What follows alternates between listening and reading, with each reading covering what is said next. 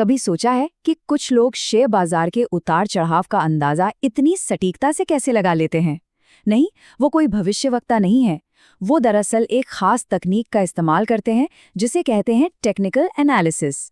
तो चलिए, आज इसी की दिलचस्प दुनिया में गोता लगाते हैं। असल में टेक्निकल एनालिसिस की पूरी कहानी इसे एक सवाल के इर्द गिर्द घूमती है। इसका जो बुनियादी आइडिया है वो ये है कि किसी स्टॉक का भविष्य कहीं और नहीं बल्कि उसके अतीत में उसकी कीमतों के उतार चढ़ाव के पैटर्न में ही छिपा हो सकता है।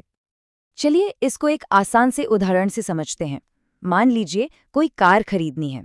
अब फंडामेंटल एनालिसिस होता है कार का इंजन चेक करना, उसकी सर्विस हिस्ट्री देखना वगैरह वगैरह। जबकि टेक्निकल एनालिसिस बस ये देखता है कि उस कार की कीमत का इतिहास कैसा रहा है और क्या उस हिसाब से ये एक अच्छा सौदा है। मतलब सारा फोकस सिर्फ और सिर्फ प्राइस एक्शन पर होता है। जरा सोचिए, अगर कोई स्टॉक बहुत ऊंची कीमत पर बिक रहा है तो इसका सीधा सा मतलब है कि बहुत से लोग उसे खरीदना चाहते हैं, है ना? और अगर इतने सारे लोग उसे खरीदना चाहते हैं तो जरूर उन्हें लगता होगा कि कंपनी अच्छा काम कर रही है। तो सारी जानकारी, चाहे वो अच्छी हो या बुरी, आखिरकार उस स्टॉक की कीमत में झलक ही जाती है।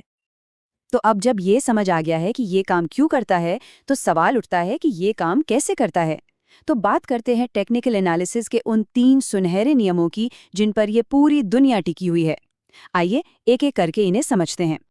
मतलब इस बात की ज्यादा चिंता करने की जरूरत नहीं कि कंपनी कितना कमा रही है या उसका नया सीईओ कौन है।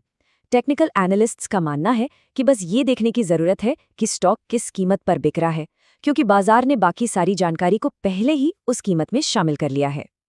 कीमतें ना एक दिशा पकड़कर चलती हैं।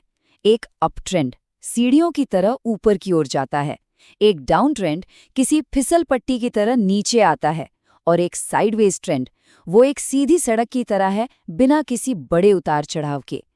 टेक्निकल एनालिसिस का ज्यादातर काम इन्हीं ट्रेंड्स को पहचानना होता है। अब देखिए, इसके पीछे का आइडिया बड़ा सिंपल है। टेक्नोलॉजी बदल जाती है, कंपनियां आती जाती रहती हैं, लेकिन इंसानी भावनाएं, खासकर डर और लालच, वो तो हमेशा एक जैसी ही रहती हैं। जिस तरह का पैनिक 100 साल पहले मार्केट को गिरा सकता था, वैसा ही पैनिक आज भी गिरा सकता है, और बस इसीलिए पैटर्न खुद को दोहराते हैं। ठीक है, तो थ्योरी तो बहुत हो गई, अब जरा असली मैदान में उतरते हैं। चलिए टेक्निकल एनालिसिस के कुछ प्रैक्टिकल टूल्स पर नजर डालते हैं, और इन सब का राजा है चार्ट। कीमत को देखने के 2 तरीके हैं। एक है लाइन चार्ट, जो ट्रेंड का एक मोटा मोटा आइडिया दे देता है, काफी सिंपल और साफ। लेकिन दूसरा है कैंडलस्टिक चार्ट, जो हर दिन की पूरी कहानी बताता है। ज्यादातर एनालिस्ट इसी का इस्तेमाल करते हैं क्योंकि इसमें जानकारी कहीं ज्यादा होती है। हर एक कैंडलस्टिक को ना एक छोटी सी कहानी की तरह समझिए। इसकी जो बॉडी है उससे पता चलता है कि कहानी का अंत खुशनुमा था, यानी कीमत बढ़ी जो हरी कैंडल से दिखती है, या फिर दुख भरा था, यानी कीमत गिरी जो लाल कैंडल दिखाती है। और वो जो पतली सी विक्स होती है ना, वो दिन भर का ड्रामा बताती हैं, कीमत कितनी ऊपर गई और कितनी नीचे। अब आते हैं 2 बहुत ही जरूरी कॉन्सेप्ट्स पर, सपोर्ट और रेजिस्टेंस। सपोर्ट वो फर्श है जो कीमत को और नीचे गिरने से रोकता है। यहाँ पर खरीदार एक्टिव हो जाते हैं, और रेजिस्टेंस वो छत है जिससे कीमत टकराकर वापस आ सकती है। यहाँ बेचने वाले हावी हो जाते हैं। और अब यहाँ एक मजेदार जादू होता है। जब कीमत पूरे जोर के साथ उस छत यानी रेजिस्टेंस को तोड़कर ऊपर निकल जाती है, तो वही छत अब उस कीमत के लिए नया फर्श यानी कि नया सपोर्ट बन जाती है। कमाल है ना? तो अब जब बेसिक बातें समझ आ गई हैं, तो चलिए कुछ राज की बातें करते हैं। स्वागत है चार्ट पैटर्न्स की दुनिया में।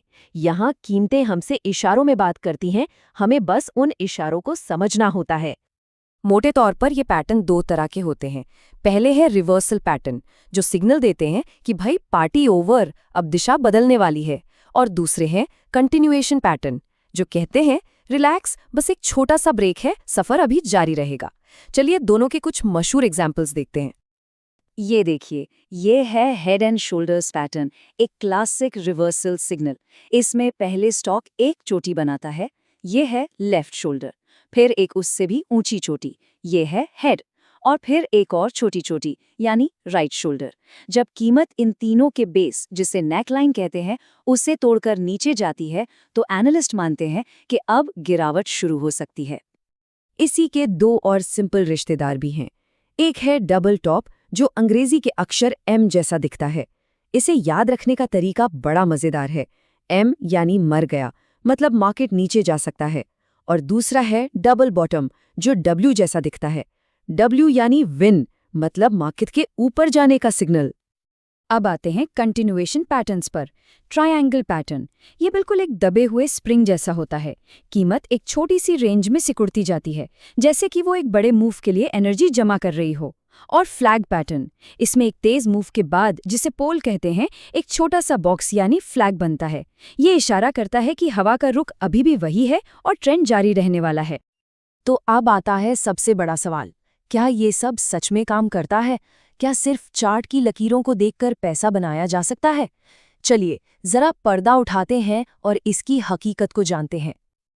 देखिए, टेक्निकल एनालिसिस एक शक्तिशाली औजार तो है, लेकिन ये कोई जादू की छड़ी नहीं है। इसकी सबसे बड़ी सीमा है एनालिस्ट बायस। मतलब अगर किसी को लगता है कि मार्केट ऊपर जाएगा, तो उसे चार्ट पर वही पैटर्न दिखने लगेंगे जो तेजी का इशारा करते हैं। और हाँ, ये किसी अचानक आई खबर या किसी संकट का अंदाजा नहीं लगा सकता। ये जो नंबर है 0, ये सबसे जरूरी बात कहता है। टेक्निकल एनालिसिस को मौसम के पूर्वानुमान जैसा समझना चाहिए। वो ये तो बता सकता है कि बारिश होने की संभावना है, लेकिन इस बात की गारंटी नहीं दे सकता कि बारिश होगी ही। ये संभावनाओं का खेल है, निश्चितता का नहीं। तो आखिर में एक सवाल सोचने के लिए छोड़ जाते हैं। जब दुनिया में कुछ ऐसा होता है जो पहले कभी नहीं हुआ, तब क्या होता है? कुछ एक्सपर्ट्स मानते हैं कि इंसानी डर और लालच हमेशा एक जैसे रहते हैं, इसलिए पैटर्न फिर भी काम करेंगे, जबकि दूसरे कहते हैं कि नई दुनिया में पुराने नक्शे काम नहीं आते। ये एक सोचने वाली बात है ना?